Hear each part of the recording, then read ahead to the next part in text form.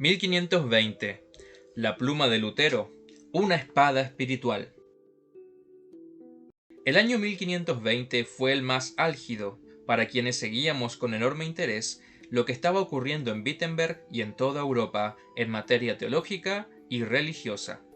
Sin que alguien me lo contara, y solo con hilvanar algunas observaciones de Cranach sobre el elector, Lutero y el capellán espalatino, creo que a este último se le debe la apertura de Federico III hacia Lutero.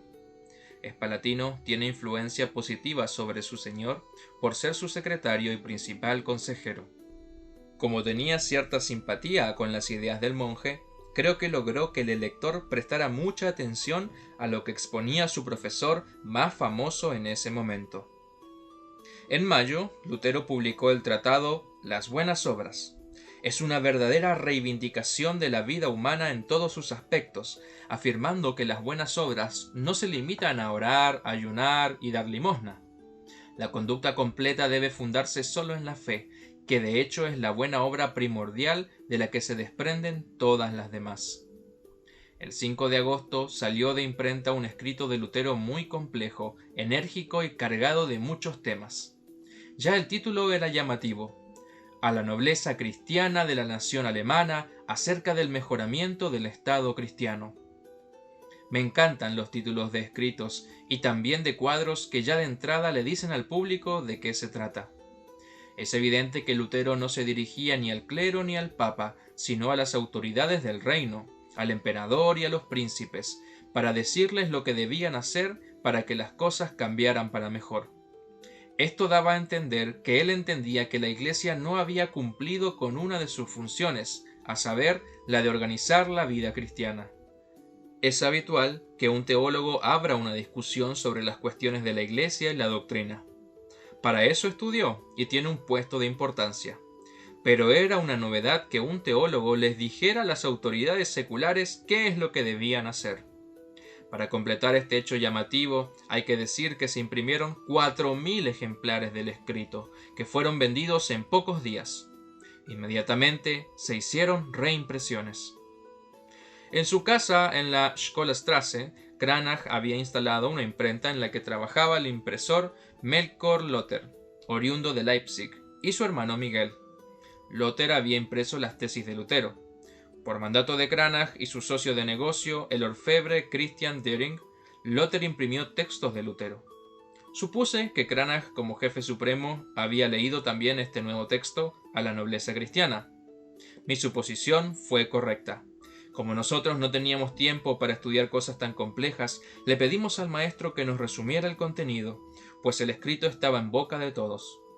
El maestro nos explicó que Lutero le propone a la nobleza mejorar el Estado cristiano, es decir, las condiciones generales de la vida de los cristianos, desde la iglesia, pasando por el gobierno, hasta la comida y la vestimenta. ¿Por qué se dirigió solo a la nobleza?, preguntó Gaspar Lindemann. Para las cuestiones eclesiásticas está la autoridad de la iglesia. Muy buen planteo, Gaspar. Lutero lo explica de entrada. Solicitó ayuda a los príncipes que realicen las reformas necesarias, ya que los obispos fracasaron en esta tarea. La autoridad eclesiástica ha descuidado su deber. ¿Qué dice el escrito?, inquirió Valentín. ¿Lo puede entender un pintor como yo? Por supuesto, lo calmó Cranach. Lutero redactó 3 partes: los 3 muros, el concilio y las reformas necesarias. En la primera parte dice que los romanistas levantaron 3 muros para evitar cualquier reforma. Afirman que el estado clerical está por encima del secular y por eso es intocable. Cuando se los quiere corregir con la Biblia, dicen que solo el Papa puede interpretarla. Y cuando se pide un concilio para analizar los problemas de la Iglesia y buscar soluciones, responden que solo el Papa puede convocar un concilio y también puede confirmar o no sus decisiones. Todo eso es falso, dice Lutero. El primer muro cae por el sacerdocio de todos los bautizados. Por el bautismo todos somos un cuerpo, cada miembro con su función. También las autoridades seculares o temporales pueden convocar a un concilio. La ordenación no lo convierte en especial a nadie, sino es tomar a alguien de la multitud y mandarle ejercer ese poder por los demás. Esto anula la división de la cristiandad entre cleros y laicos. No lo entiendo, dijo Moritz. ¿Cómo es eso? Lutero propone un ejemplo. Si 10 hijos herederos iguales de un rey toman a uno para administrar la herencia por ellos, todos siempre seguirán siendo herederos iguales. Así todos somos iguales aunque encarguemos a uno la función especial. Este no es más, sino es nuestro servidor. Si bien no nos corresponde desempeñar tal o cual ministerio, todos tenemos las condiciones para ello. El que ejerce el ministerio es un funcionario público. Solo nos distinguimos por la función y no por el estado. Cristo no tiene dos cuerpos ni dos clases de cuerpos, uno eclesiástico y un secular. Es un solo cuerpo con una sola cabeza. Eso lo dice claramente la Escritura. Este era un pensamiento totalmente nuevo para nosotros. Valentín se paró, extendió las manos y quiso hacer algún chiste, como si fuera sacerdote, pero Cranach lo paró en seco. Para que alguien ocupe un cargo, tiene que ser designado por la comunidad. Nadie puede levantarse y decir, a partir de ahora soy el párroco del pueblo. Así que siéntate, Valentín. Nos explicó algo más en detalle esta idea de que todos éramos sacerdotes por nuestro bautismo, pero no todos ejercíamos los mismos cargos. Aunque todos tenemos la responsabilidad de velar por todo el cuerpo de Cristo y de intervenir si veíamos que las cosas andaban mal. Dijo que Lutero había deducido esta idea de la Biblia. Constantemente la citaba en su nuevo texto. Asimismo, insistía continuamente que la Sagrada Escritura era la norma y guía para toda la enseñanza cristiana. Ya había oscurecido y era hora de ir a la casa, pero el tema nos interesaba y le pedimos al maestro que nos cuente qué reformas estaba proponiendo Lutero, pues hasta ahora todo era más bien un fundamento, pero no había proyectos concretos. Bien, prepárense entonces, porque ahora verán que el doctor dispara con cañones, no con mosquetes. Exige terminar con una larga serie de abusos eclesiásticos y también de los gobernantes. Pide que los gobernantes organicen educación para todos, no solo para el clero. Que se reduzca drásticamente el aparato administrativo romano y se evite el flujo de dineros de tierras alemanas a Roma. Que se eliminen los impuestos especiales pagados por los súbditos para mantener la corte de Roma. Que no se ocupen más los cargos eclesiásticos en tierras alemanas con clérigos de afuera, que ni siquiera se hacen cargo de sus tareas. Que los obispos no sean confirmados más por Roma, sino por sus obispos vecinos o el arzobispo. Que termine el negocio de la venta de los feudos al mejor postor. Que la corte papal no se dedique más a la representación, sino al estudio y la oración. Que el papa no tenga ningún poder sobre el emperador, sino que solo lo unja y lo corone, pues la gobernación de un imperio no puede coexistir con la predicación, la oración, el estudio y la atención de los pobres. Que se termine el culto a la persona del papa. Que se reduzcan los conventos mendicantes y se junten varios para formar un solo monasterio que se autosostenga. Que se elimine la obligatoriedad del celibato, dejándolo al criterio de cada cual casarse o no. Que cada comunidad local pueda elegir e instalar su sacerdote u obispo, y en caso de ser necesario, también despedirlo. ¿Todo esto lo pide el monje?, preguntó Lothar Nagler. Eso sacudirá y derribará unos cuantos cargos y puestos. Así es. La lista sigue. Lutero pide que se termine con el negocio de tantas misas por difuntos solo para obtener dinero. Que se eliminen los castigos del derecho canónico. Que se reduzca la gran cantidad de feriados eclesiásticos. Que se tenga cuidado con los supuestos milagros que tanto atraen a peregrinos y crédulos a ciertos lugares, pues todo lo importante se obtiene en cada iglesia local: bautismo, sacramento, predicación y el contacto con el prójimo. Que se prohíba la mendicidad y que cada ciudad organice el cuidado de sus pobres. Que se termine con el negocio de las indulgencias, dispensaciones y similares creados para obtener ingresos, que se reformen las universidades y los estudios, que se instale el estudio de las escrituras en todos los niveles, que cada ciudad tenga también una escuela para niñas. ¿Una escuela de niñas?, preguntó Valentín asombrado. ¿Para qué han de estudiar las niñas? El mundo está cambiando, respondió Cranach, y lo que parecía normal a nuestros abuelos ya no lo es para nosotros, y menos lo será para nuestros nietos. ¿No sabes que siempre había mujeres con ganas y capacidad para estudiar? El problema era que no las dejaban. Pues bien, Lutero ahora les abre las puertas al estudio. Claro, si las mantienen recluidas a la cocina o encerradas en un convento, ¿cómo podrán desarrollar sus dones? Sentí un golpe en todo el cuerpo cuando Cranach mencionó el encierro en un convento. De golpe se me volvió a hacer presente toda la tragedia de la pérdida de Ana. Una pequeñísima luz había aparecido con el pedido de Lutero de reducir los conventos mendicantes y eliminar la obligatoriedad del celibato. Pero por ahora eso estaba solo en papel. Valentín no parecía muy convencido con el vaticinio de muchas sorpresas. Lutero también pide la reunificación con los bohemios, que son los seguidores del condenado Juan Hus, siguió Cranach.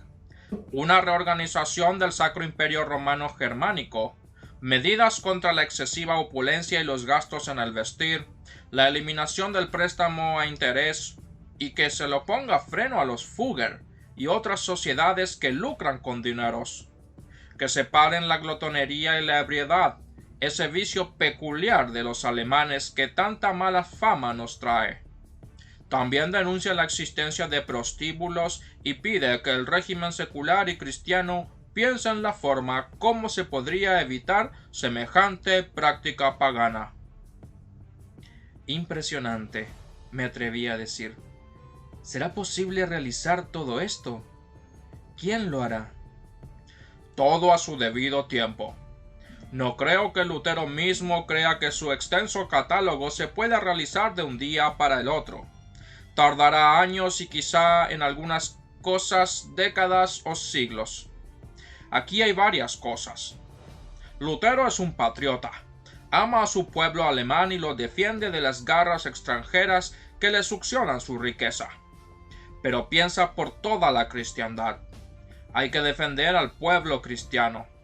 Ya que Roma no lo hace, se dirige a las autoridades, al emperador y a los príncipes para que reformen la iglesia, contra el poder de los romanistas.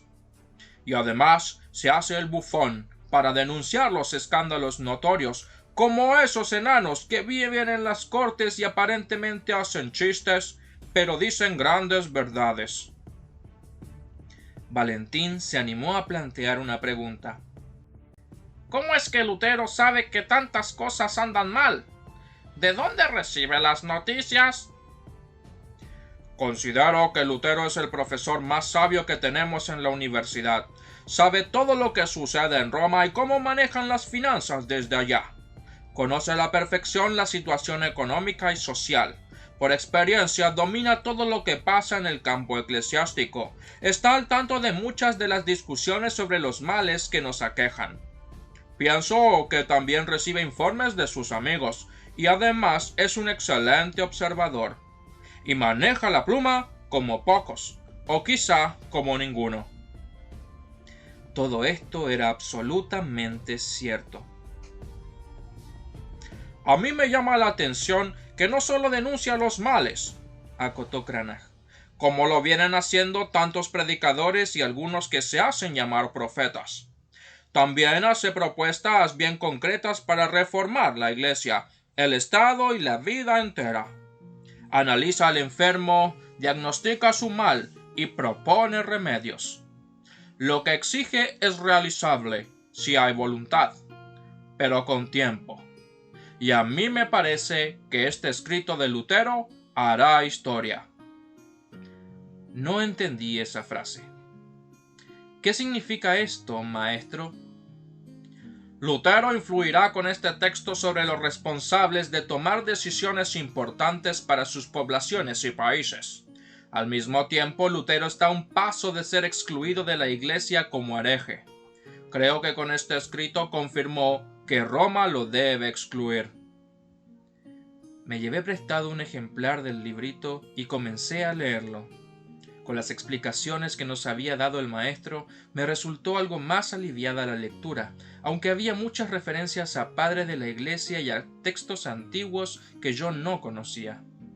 Pero los análisis de las calamidades y las acertadas propuestas me dieron la impresión de que estábamos frente al corazón de todo este movimiento de cambio que se ampliaba cada vez más. A los pocos días nos enteramos de que Juan Lang, amigo de Lutero y docente en Erfurt, escribió que ese texto es una trompeta de guerra. Lutero, impresionado por el éxito de su obra, dijo que es escrito con radicalidad profética, sin tener en cuenta ninguna consideración. Cuando estuvo en el taller, volvimos a tocar el tema. Cranach dijo algo muy significativo. Se puede esperar muchísimo de la pluma de Lutero, pero no sé si logrará escribir algo más sustancioso y fuerte que este escrito. Yo estaría contento si las autoridades pusieran en práctica, aunque sea una 10ª parte de todas sus propuestas. Me parece que la pluma de Lutero se había transformado en una espada espiritual. Como si esto fuera poco, el 6 de octubre de 1520, Lutero publicó otro texto enérgico, La cautividad babilónica de la Iglesia. Esta vez lo escribió en latín. Ya había predicado en alemán sobre los contenidos, penitencia, bautismo, comunión, cofradías, y como había recibido diversos ataques públicos en latín por esas predicaciones, también respondió en latín para limitar la discusión al círculo de los teólogos. Pregunté al maestro qué contiene este nuevo escrito. Me explicó que revisa los tradicionales 7 sacramentos y los limita a 3 que tienen base bíblica: la comunión, el bautismo y la confesión, con una promesa dada por Cristo y corroborada por un acto o signo visible instituido por él. Los demás, confirmación, matrimonio, orden y extremaunción, no los considera sacramentos, pero acepta que puedan expresar verdades de la vida cristiana. Los 3 indicados son demostraciones del perdón de los pecados por medio de la fe. Sobre el matrimonio había predicado en El sermón acerca del estado matrimonial, en enero de 1519. Pide que a los laicos se le dé el pan y el vino en la comunión, no solo el pan. Ahora bien, como el laico participa en la salvación por medio de su fe, Lutero está dispuesto a tolerar la práctica actual. No está de acuerdo con que se trata de una buena obra o un sacrificio, pues hubo un solo sacrificio y este se realizó en el Gólgota. Enfatiza la presencia real del cuerpo y la sangre de Cristo en la Eucaristía. Por algo Lutero escribió ese librito en latín para los teólogos. No entendí casi nada de esta explicación. Sería cuestión de analizar uno por uno los sacramentos, pero para eso no estoy preparado. Tengo la leve sospecha que los seguidores de uno y otro lado adhieren a la opinión de sus guías no porque sean más convincentes, sino porque la sostienen los guías.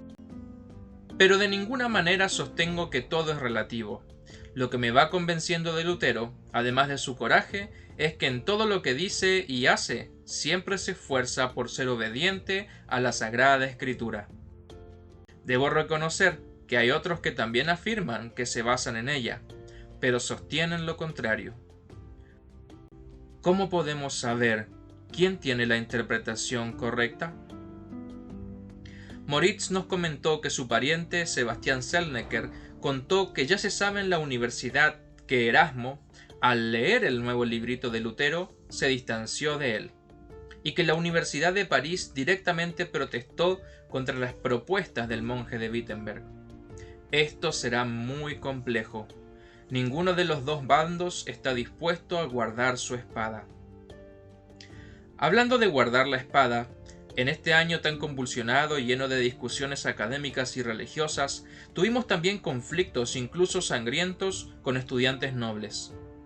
Con el imán que constituían Lutero, Melanchthon y otros docentes de la universidad, Wittenberg atrajo a centenares de estudiantes.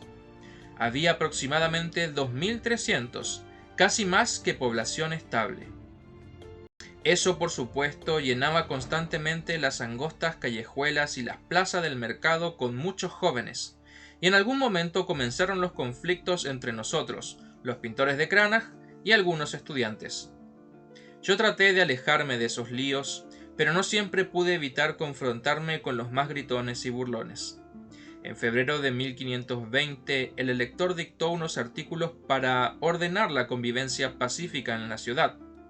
Como dos de los nuestros seguían portando su espada, como solían hacerlo ya antes del decreto de Federico III que lo prohibía, los nobles entre los estudiantes los denunciaron, porque, así decían, portar una espada era burlarse de los nobles que tenían ese derecho por su estado. Luego de algunas golpizas, en una de las cuales me hirió un noble en el brazo izquierdo, el juez de la ciudad hizo encarcelar a los nobles. Entonces se armó el conflicto con el Senado de la universidad, con jurisdicción sobre los estudiantes. Nosotros le dimos una buena paliza al más engreído de los nobles, Alejandro de Stutterheim, y tiramos su birrete a la calle para deshonrarlo. En esa situación conflictiva contábamos con el respaldo de la población y, por supuesto, del maestro. El Senado, por su parte, tomó partido por sus hijos mimados y ricos. A mediados de año, las autoridades tuvieron que traer a lanzquenetes armados a Wittenberg para mantener el orden. Tales eran los tumultos, y se les prohibió definitivamente a los estudiantes y a la población civil portar armas. Poco a poco terminaron los líos. Cuando me puse a analizar con mente fría estos líos, pensé que en algún momento podría haber una verdadera guerra en estas tierras. Ya no entre jóvenes pintores y estudiantes nobles, sino entre campesinos, artesanos, pobres por un lado y nobles, ricos y alto clero por el otro. Se estaba acumulando mucha tensión. Sobre todo, la situación de los campesinos era trágica. Un verdadero calvario. Lo sabía por mis propios padres. Los conventos tenían grandes extensiones de excelente tierra.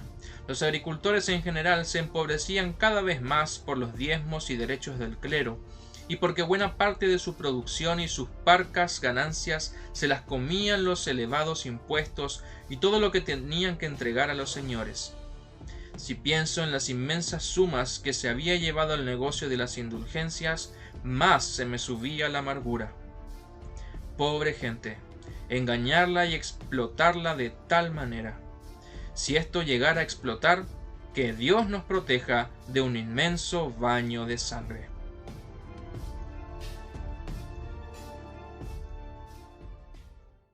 «1520. Estocada va, estocada viene». El tiempo parecía encogerse. Tal era la rapidez con la que sucedían los hechos. Cuando uno está aburrido, parece que el tiempo se estira como masa cruda, pero ahora se fruncía y se doblaba para hacerse más corto. Nuestro compañero Hans Kemmer se mudó a Bohemia porque en Wittenberg ya había menos pedidos de retablos, que eran su especialidad. Como los trabajos en general aumentaron, Cranach tomó a dos nuevos, Hans Jobst y Pablo Stetter. Luego de la elección de Carlos V, Roma retomó el proceso de herejía de Lutero. El 15 de junio de 1520, el Papa despachó la bula Exsurge Domine, de amenaza de excomunión, en la que se condenaban 41 frases de Lutero sobre penitencia, indulgencia, purgatorio, papado y antropología. La burla no entraba a argumentar sobre las frases, directamente las condenaba. Lutero y sus seguidores recibieron 60 días para revocar lo sostenido. Si Lutero no lo hacía, le caía encima la excomunión. El 12 de octubre, el legado papal Miltitz se encontró con Lutero y acordaron que éste escribiera una carta amable al Papa, juntamente con un tratado devocional. Lutero escribió la carta y el breve tratado La libertad cristiana. Ambos se publicaron en alemán el 20 de noviembre de 1520 y posteriormente en latín. Lutero se dirigió al Papa con mucho respeto. Atacó fuertemente a la curia que lo rodea. En el tratado expuso doctrinas fundamentales sobre el plan de la salvación, la relación entre la fe y las obras, la ley y el evangelio. Apeló también a un nuevo concilio. Es curioso que en esta carta haya hecho una diferencia tan llamativa entre el Papa y la curia, cuando en escritos anteriores había atacado a todos por igual. Ahora destacó que nadie podía negar que la curia romana era más corrupta de lo que jamás fuera Babilonia ni Sodoma, y de allí salieron pésimos ejemplos de todas las cosas más abominables. Insiste en que el Papa haga valer su autoridad y limpie ese antro. En el Tratado sobre la Libertad, Lutero comienza con dos afirmaciones basadas en Pablo en Romanos 13. El cristiano es libre señor de todas las cosas y no está sujeto a nadie. El cristiano es servidor de todas las cosas y está supeditado a todos. Explica que lejos de ser contradictorias, estas dos frases son absolutamente ciertas. Cristo libera al hombre interior, espiritual, y por ello el hombre ha de hacerse siervo y servir. Por fe sabemos que el Evangelio nos libera de todo lo que nos pesa, y a la vez nos libera para servir al prójimo a través del amor. Frente a esa liberación que realiza Cristo, muchas de las prácticas de la religión en realidad no aportan nada, pues las verdaderas buenas obras son las que expresan el amor al prójimo y le sirven. Me encantó una frase en el párrafo final: el cristiano no vive en sí mismo, sino en Cristo y el prójimo. En Cristo por la fe, en el prójimo por el amor. Por la fe sale el cristiano de sí mismo y va a Dios. De Dios desciende el cristiano al prójimo por el amor. Con este tratado, Lutero me respondió una pregunta que yo me venía planteando desde hace un buen tiempo. ¿De qué soy libre? ¿De Dios y sus mandamientos? ¿Por qué se dice que recibimos el perdón y al mismo tiempo se nos exigen obras buenas para salvarnos? ¿Por qué Cristo dice, tus pecados te son perdonados, pero en otro lugar exige obras? Lutero me puso la estantería en orden. Cristo me libera del pecado y de la culpa, y esa libertad me lleva a servir a mi prójimo. Entiendo que nuestro amor es el resultado del amor de Dios. Durante esos meses habíamos estado trabajando en un cuadro para Erfurt, la Virgen y el Niño y la Santa Catalina y Bárbara. El maestro le había dado una asombrosa composición triangular y una composición fabulosa de colores. En el centro, la Virgen con el Niño, a un lado Santa Bárbara y del otro Santa Catalina, dos mártires que habían demostrado su fidelidad a Jesús en tiempos de mortal persecución. Se basaba en el relato del compromiso místico de Santa Catalina con el niño Jesús. Cranach ya había pintado hacía unos años el mismo motivo, pero esta vez le salió más equilibrada la arquitectura interna de la pintura y la concentración absoluta en el niño, sin restarle importancia a su madre ni a Santa Catalina.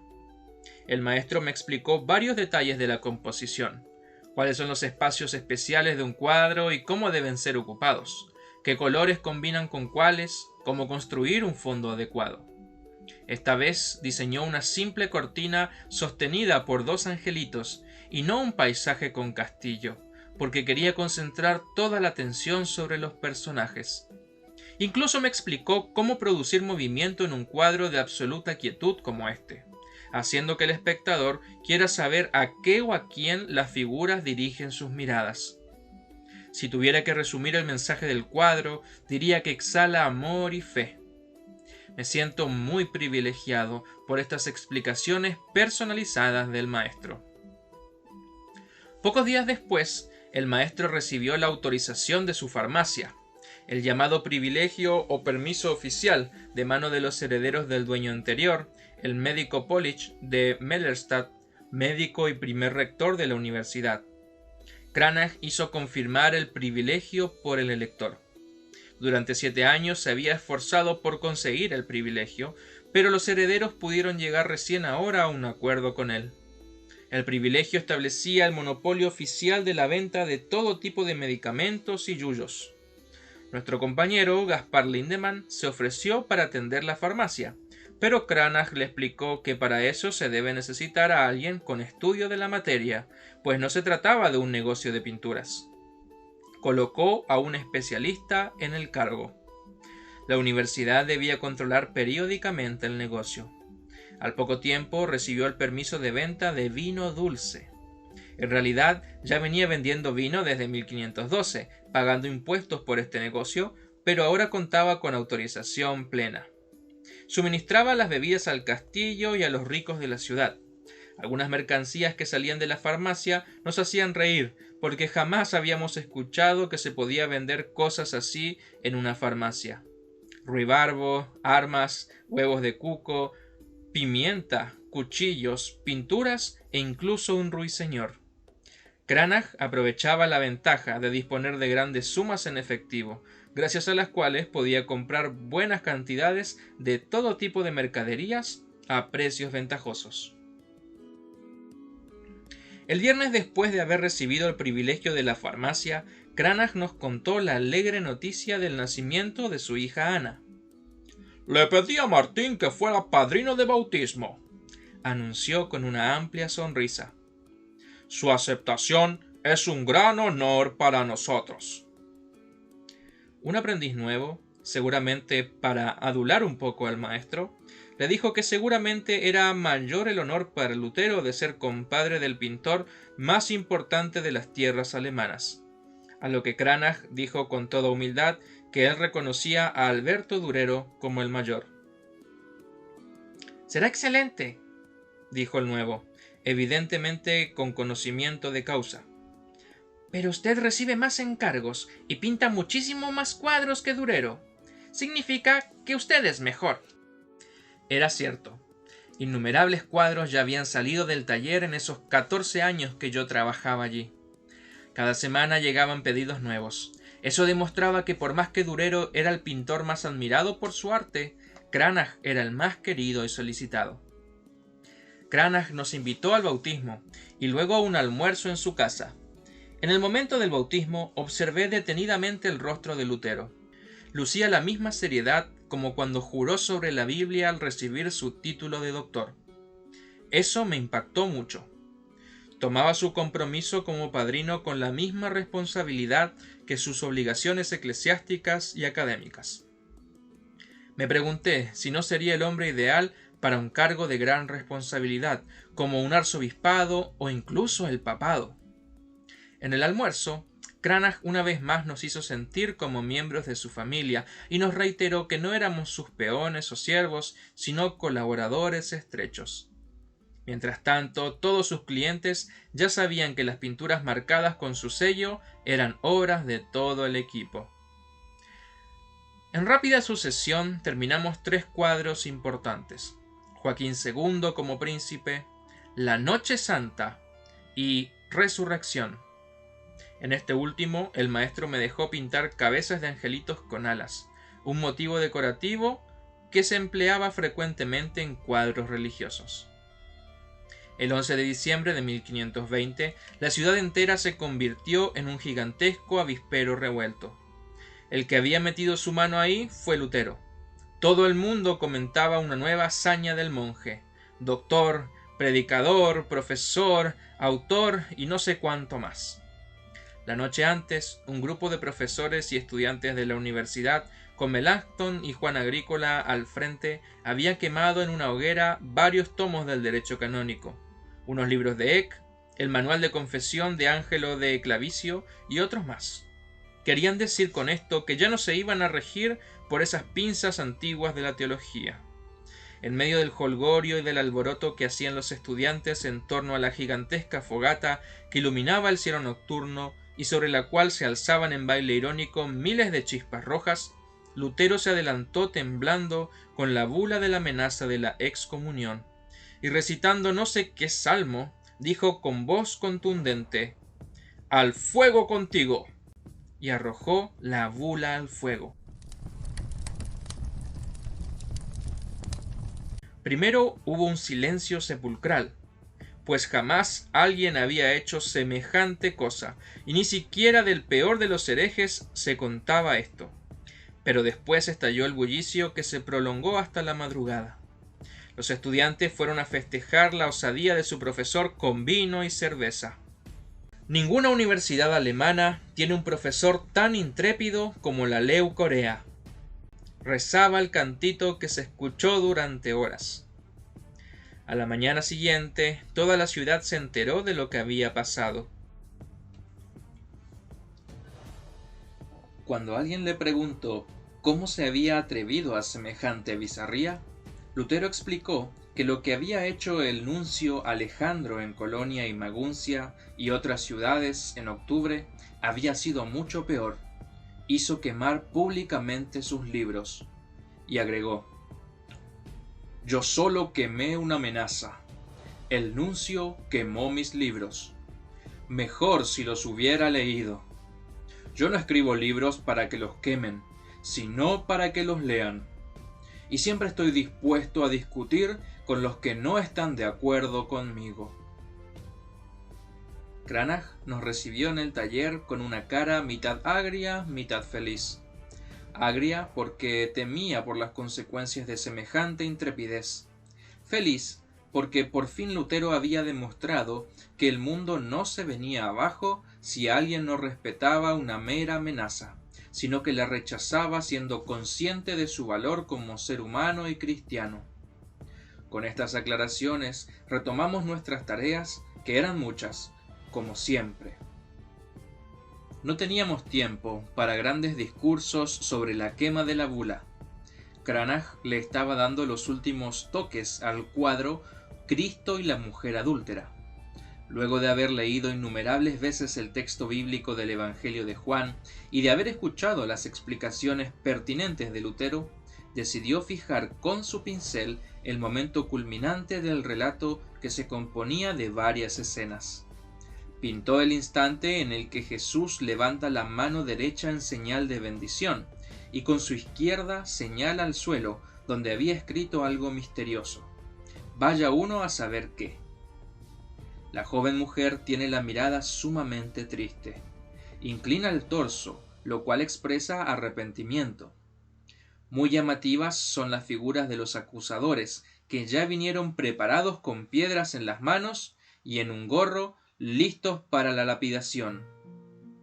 Cranach, el maestro de la composición y a la vez del detalle, los pintó casi como caricaturas, sucios todos, con caras retorcidas, uno de ellos lleno de cicatrices y en una armadura. ¿Habrá querido pelear contra Jesús? Detrás de la mujer están parados algunos de los apóstoles, mirando con caras realmente tontas, pues no comprendían nada, ni el dramatismo de la escena, ni la solución que Jesús le da al conflicto entre la ley y el Evangelio, pues de eso se trataba. Cranach nos explicó que su interpretación del relato bíblico se vincula con el mensaje de la justificación por la fe. En todos los siglos se han pintado cuadros de este relato, pero para él la historia tomó otro vuelo luego de escucharlo a Lutero. La persona pecadora no se salva por sus buenas obras, sino solo por la gracia divina. Tampoco había buena obra para aducir o pintar. Todo dependía de la gracia del Señor, que cubría el pasado pecaminoso y permitía una vida salvada a la pecadora. Esta es la tensión entre ley y evangelio, dijo. Nosotros siempre estamos más dispuestos a aplicar la ley a rajatablas. Según la ley, esa mujer debía ser lapidada.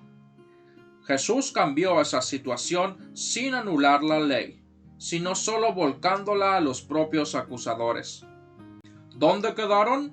Se fueron todos, acusados por su propia conciencia, pues eran tan adúlteros como esa mujer. Y la mujer pudo irse con el mandato de Jesús de no pecar más.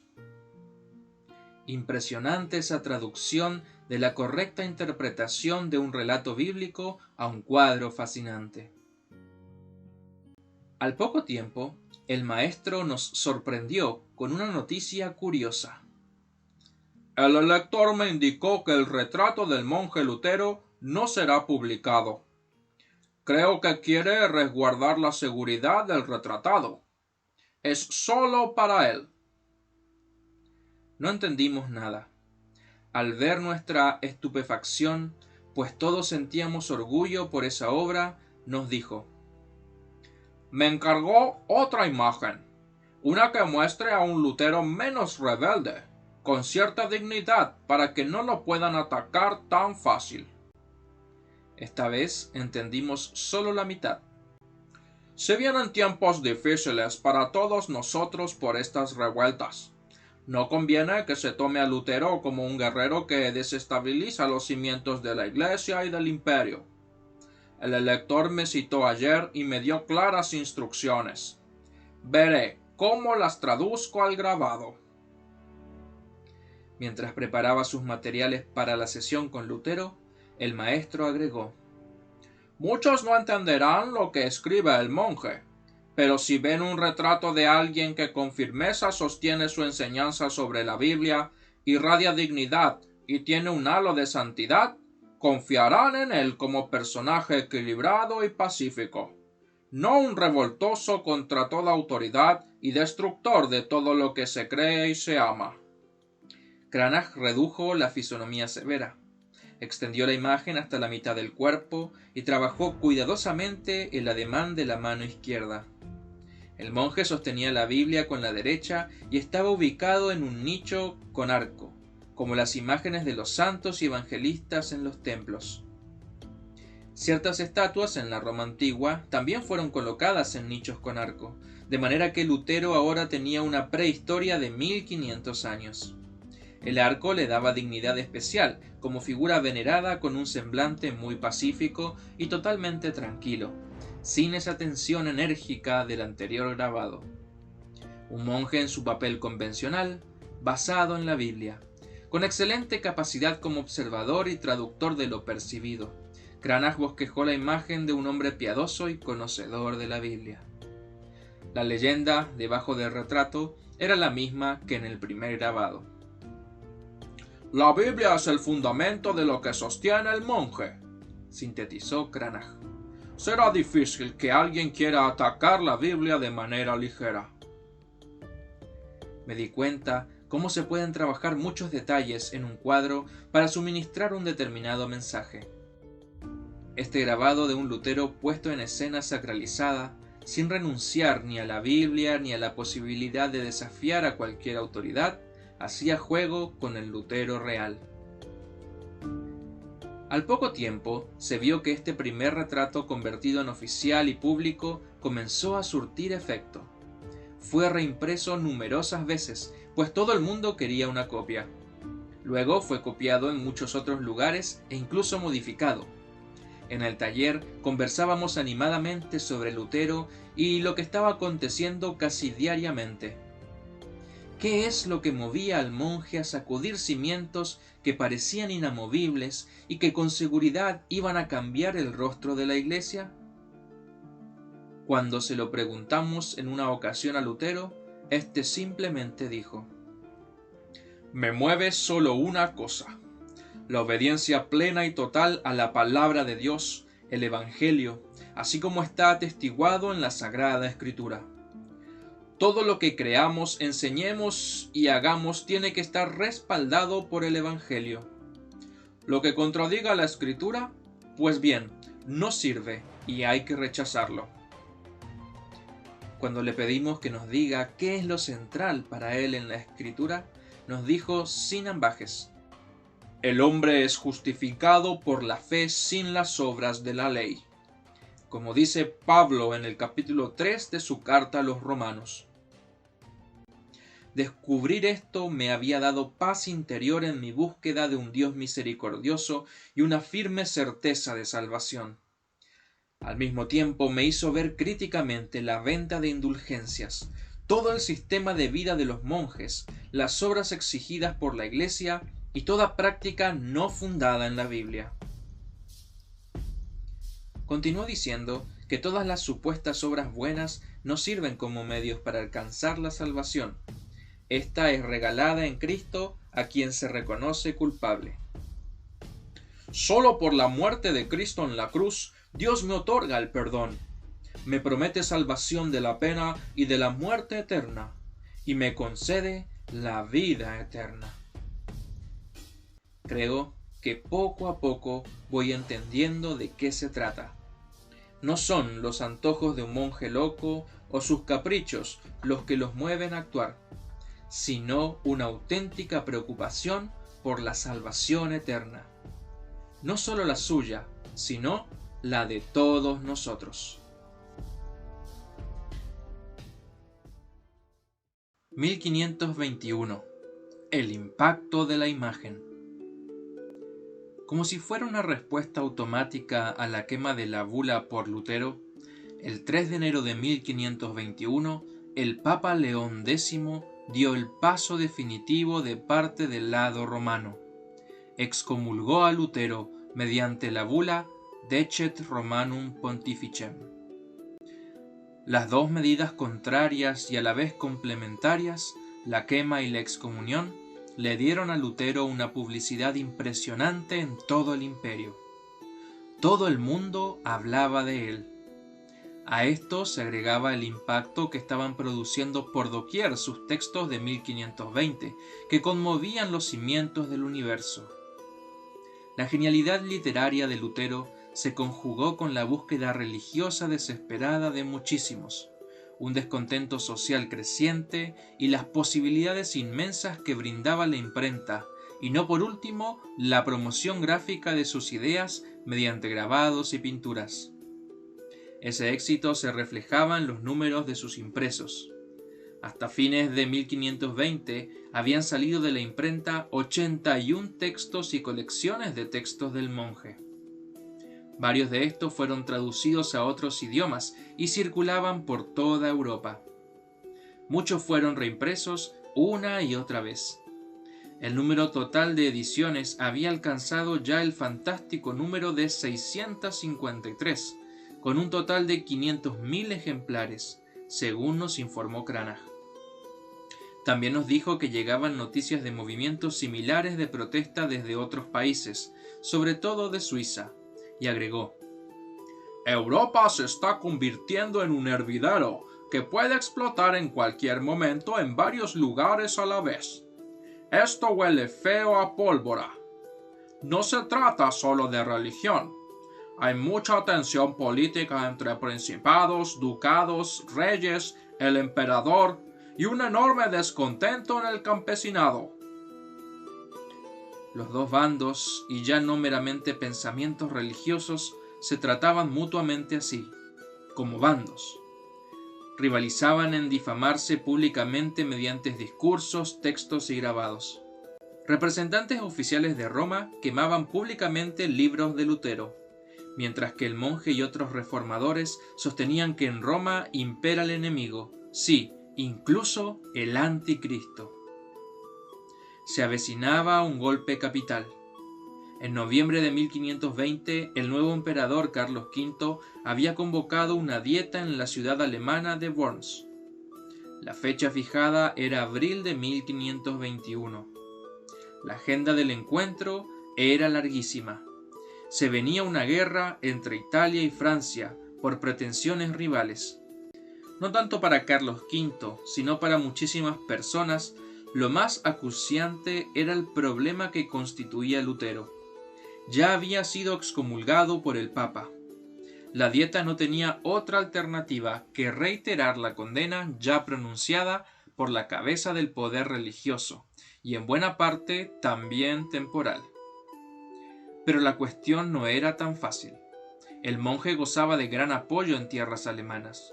Su elector diplomático sumamente hábil y con mucha visión logró que previamente a cualquier decisión se lo escuche debidamente a su profesor, pues sin juicio no debe haber condena. Sostenía que a Lutero jamás se lo había escuchado adecuadamente. Solicitó que se le diera la posibilidad de plantear su propia causa ante el emperador y la dieta y de defenderse. Si bien el emperador sostenía firmemente que el monje rebelde era un hereje y nada más, también sabía muy bien que no convenía oponerse así nomás al apoyo que le brindaba gran parte del pueblo alemán a Lutero. No sé si tenía más motivos, nos dijo Cranach. Es posible, pues debía hacer inclinar a Roma hacia su lado para poder luchar mejor contra Francia. Vaya uno a saber qué motivos tienen esos personajes para sus decisiones. Son expertos en disimular, ocultar, decir medias verdades y mentiras enteras. El 6 de marzo de 1521, el emperador determinó por escrito que Lutero debía presentarse ante la Dieta de Worms.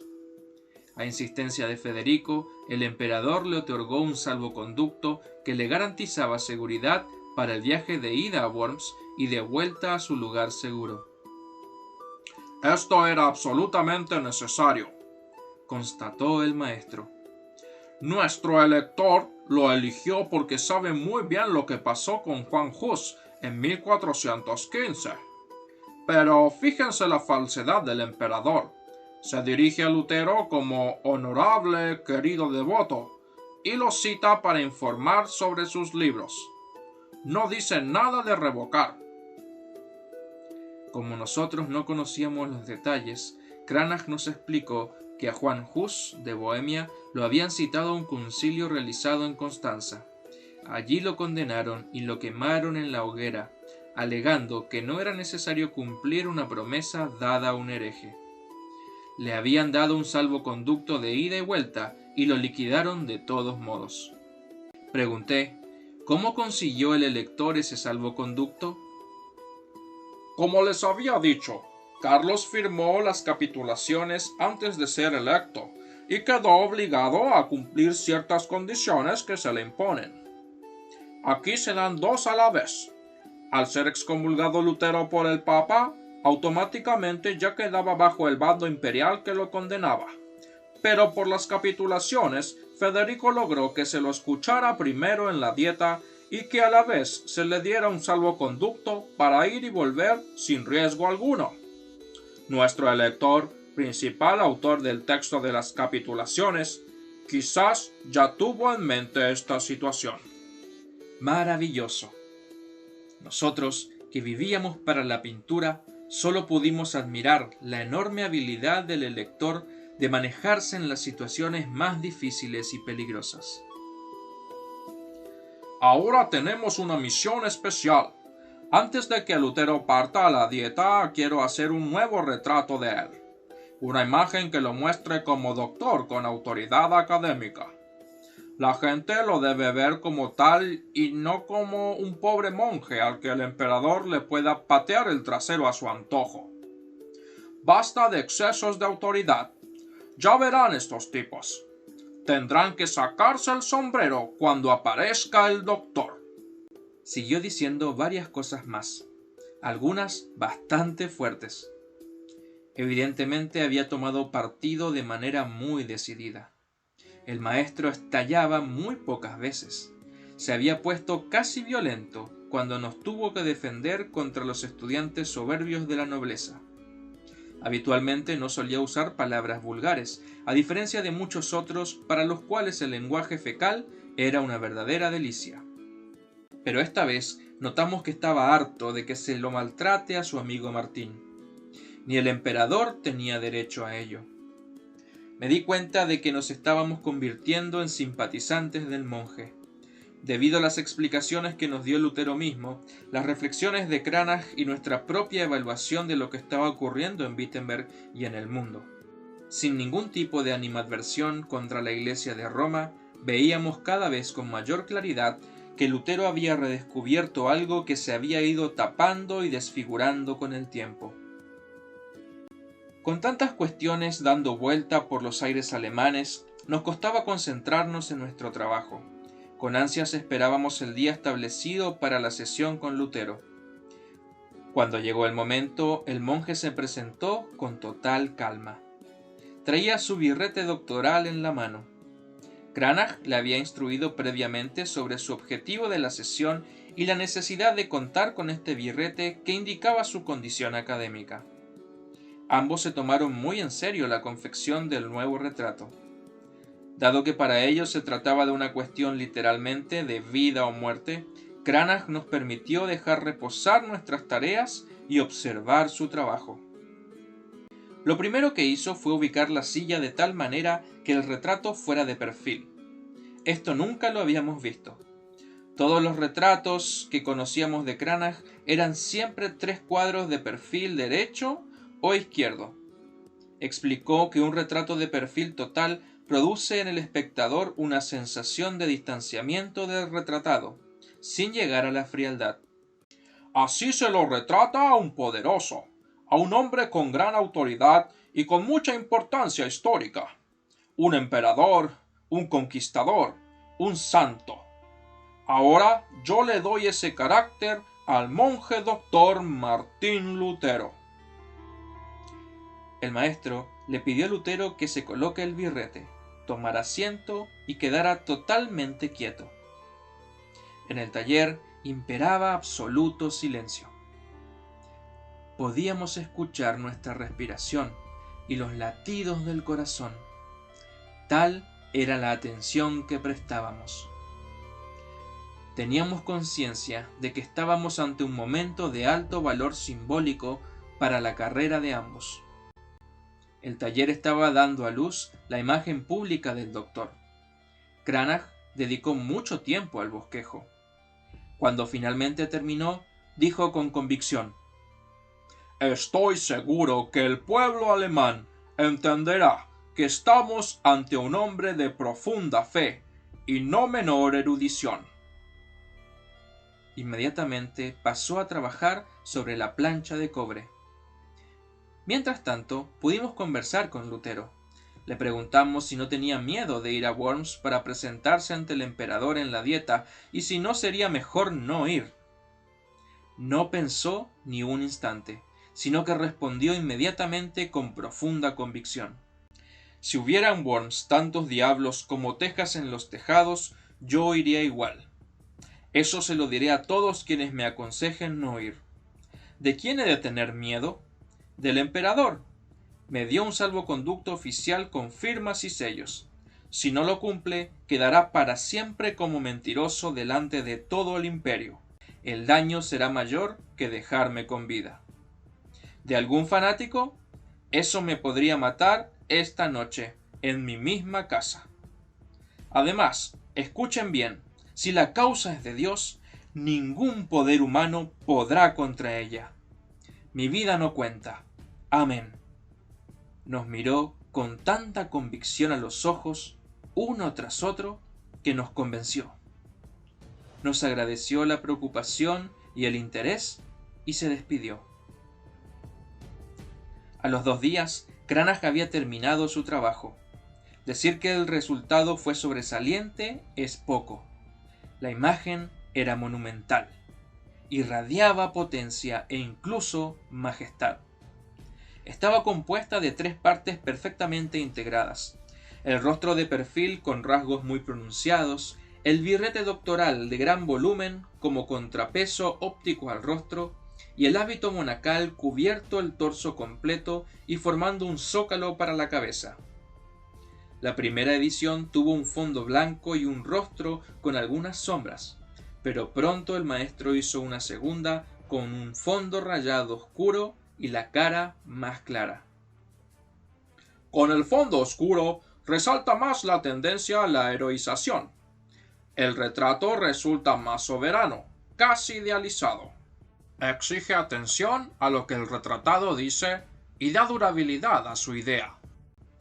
El maestro realmente se las sabía todas. Sentí que era un privilegiado de estudiar y trabajar con él. El público ve el trabajo terminado, sin percatarse de todas las ideas que el pintor volcó allí. Aunque sea solo una sombra más, ya cambia todo el mensaje. Este monje, doctor Lutero, está más allá de todas las rencillas cotidianas. Por ser monje, es una autoridad religiosa. Por ser doctor de las Sagradas Escrituras, es autoridad académica fundada en la Biblia. Por el perfil total, tiene nobleza. Como en los dos grabados anteriores, también aquí la frase al pie en latín aludía al genio eterno del retratado y al carácter perecedero de la obra del pintor. Esta efigie mortal de Lutero es obra de Lucas.